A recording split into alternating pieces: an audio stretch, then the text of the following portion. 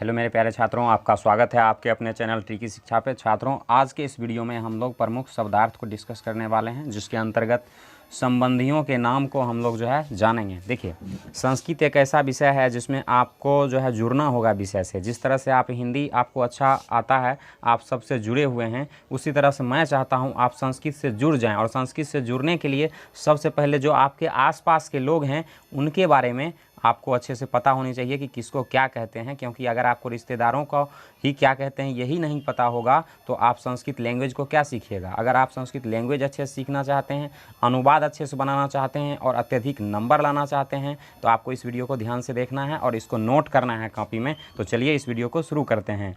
तो सबसे पहले हमने लिखा है पिता का। देखिए, पिता को जनकः या पिता भी कहते हैं। तो जनकः या पिता मीन्स होता क्या है? पिता। तो देखिए, ये ज़रूरी क्यों है? क्योंकि अगर आपको अनुवाद बनाने के लिए दिया जाएगा तो वहाँ पे आपको वर्ड मीनिंग नहीं आता रहेगा तो आपसे अनुवाद गलती हो जाएगी। जितने रिलेशंस होते हैं मैंने सभी जितना भी मुझे याद था मैंने लिखने का कोशिश किया है, आप लोग भी इसको नोट करिएगा, ठीक है? साथ ही साथ नोट करते चलिए। दूसरा है जननी या माता। जननी या माता मीन्स क्या होता है? माँ, यानी माता होती है, ठीक है? आगे फिर है पुत्र। पुत्र मीन्स बेटा। पुत्री, पुत्री मीन्स बेटी, ठीक है? आगे भ्राता। भ्राता मीन्स भाई। सोसा, सोसा मीन्स बहन या सौश्री भी कहते हैं बहन को, ठीक है?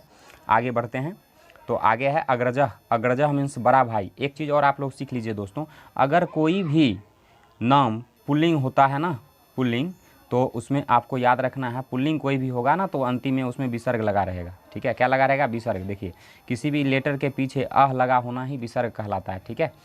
यानी अह लगा हुआ इस तरह से लगा होता है, दो बिंदु, ठीक है? इस तरह से दो बिंदु। अगर मान चलिए अगर कोई लड़की का नाम होगा तो अंतिम में आकार लगा रहेगा या तो दीर्घिकार लगा रहेगा, ठीक है? तो इस तरह से आप पहचान लेंगे कि स्त्रीलिंग में अंतिम में आकार होता है या दीर्घिकार होता है और पुल्लिंग में अंतिम में क्या होता है? तो विसर्ग होता है। तो देखिए वैसा ही है यहाँ अग्रजः। अग्रजः में देखिए अंतिम में विसर्ग है तो बड़ा भाई, अग्रजा आकार है तो बड़ी बहन, क्योंकि विसर्ग वाला हो गया पुल्लिंग तो बड़ा भाई, आकार वाला हो गया स्त्रीलिंग तो बड़ी बहन, ठीक है? आगे फिर आपका है अनुजः। अनुजः मीन्स छोटा भाई, अनुजा मीन्स छोटी बहन। देखिए बहुत आसान है। आगे है आपका पितृव्यय। पितृव्यय मीन्स चाचा जी और पितृव्यया मीन्स चाची जी। तो देखिए बहुत आसान है। विसर्ग वाला पुल्लिंग और आकार वाला या दीर्घिकार वाला क्या होगा? स्त्रीलिंग, है ना? आबूका मतलब फूफा और आबूकी मीन्स बुआ या फुआ, ठीक है? तो जो फूफा की पत्नी है ना, जो दीदी भी कहते हैं बहुत सारे लोग। तो इस तरह से आगे देखिए मातामह। मातामह मीन्स नाना जी। अब इसको कैसे याद रखते हैं? तो देखिए, ये माता मीन्स माँ होती है और मातामह यानी माता के पिता कौन लगेंगे आपको? तो नाना जी लगेंगे। अब देखिए मातामही यानी माता की माँ कौन लगेगी? तो नानी लगेगी आपको। तो ऐसे भी याद रखना है आपको। विसर्ग वाला जो होगा पुल्लिंग और आकार या दीर्घिकार वाला क्या होगा? स्त्रीलिंग। तो देखिए यहाँ पे दीर्घिकार लगा हुआ है, ये स्त्रीलिंग है, यहाँ विसर्ग लगा है तो ये पुल्लिंग है, ठीक है? आगे है पितामह मीन्स दादाजी, मातामही पितामही मीन्स दादी जी। उसी तरह से है, पिता के पिता हो गए दादाजी और पिता की माता हो गई दादी जी, है ना?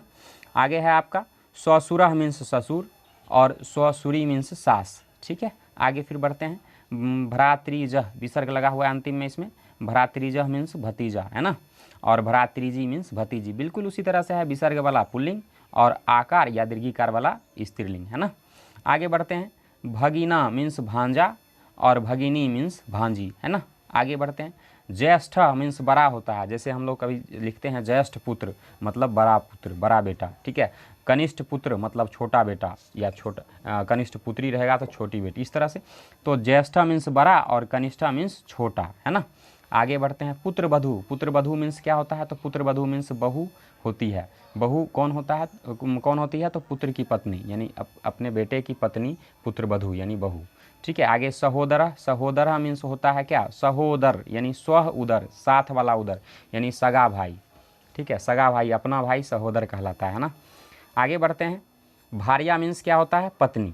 भार्या मीन्स पत्नी। और आत्मजः मीन्स सगा पुत्र। अपना पुत्र को लोग देखें कार्ड वगैरह में भी छपता होगा तो आत्मजः, है ना? आत्मजः मीन्स सगा पुत्र और आत्मजा मीन्स सगी पुत्री। कुछ भी नहीं है, यहाँ विसर्ग है और यहाँ पे आकार है, यहाँ विसर्ग यहाँ आकार, तो विसर्ग वाला पुल्लिंग और आकार वाला स्त्रीलिंग। आगे बढ़ते हैं पौत्र। पौत्र मीन्स पोता या नाती। पौत्र मीन्स क्या होता है? पोता या नाती, ठीक है? और पौत्री, तो पौत्री मीन्स पोती या नतनी, है ना? आगे बढ़ते हैं पति। पति क्या कहते हैं? तो पति को कहते हैं पति भी या तो भर्ता भी कहते हैं, तो दोनों का मीनिंग होता है पति। आगे बढ़ते हैं। मातुलह मीन्स क्या होता है, तो मामा जी, है ना, मातुली मीन्स मामी जी, इस तरह से। आगे बढ़ते हैं। मातृ से सृप्त मीन्स होता है मौसा जी, ठीक है, और मातृ स्वासा मीन्स होता है मौसी, ठीक है। मातृ मीन्स माँ और स्वसा मीन्स बहन, तो माँ की बहन कौन लगेगी, मौसी, ठीक है, तो इस तरह से। आगे देवरह मीन्स क्या होता है, तो देवर, है ना। अब है फिर आगे है श्यालह मीन्स क्या, तो श्यालह मीन्स साला, पत्नी का भाई, है ना, और श्याली मीन्स पत्नी की बहन यानी साली, ठीक है, तो इस तरह से। आगे है आपका मित्रम, मित्रम मीन्स दोस्त, सखा, ठीक है, इस तरह से। एक होता है जैसे बंधु, ठीक है, तो बंधु मीन्स भाई, इस बंधु मीन्स भी भाई होता है। तो इस तरह से आप लोग जो इतना भी वर्ड मीनिंग अभी पढ़े हैं, अगर आप लिख नहीं पाए हैं तो वीडियो को बैक करके आप लिखिए सारे वर्ड मीनिंग को कॉपी में, क्योंकि आप लिखिएगा तब आपको जो है ध्यान रहेगा और कभी भी अनुवाद बनाइएगा तो गलती नहीं होगा, क्योंकि मेरा टारगेट है आपको सारे तरह का अनुवाद बनाना सिखा दूं। 0 लेवल से पढ़ाना स्टार्ट किया हूं और पढ़ाऊंगा भी, आप लोग टेंशन बिल्कुल ना लें, सिर्फ वीडियो को देखते चलें और अपने दोस्तों के पास इस वीडियो को ज़रूर भेजें ताकि और भी बच्चे इस चैनल से जुड़ सकें। ये आपसे सिर्फ अनुरोध करता हूँ मैं, ठीक है। तो कैसा लगा वीडियो कमेंट में बताइए, और अगर इस चैनल पर नए हैं तो चैनल को सब्सक्राइब कीजिए। मिलते हैं नए वीडियो में, तब तक के लिए धन्यवाद। पढ़ते रहिए और स्वस्थ रहिए।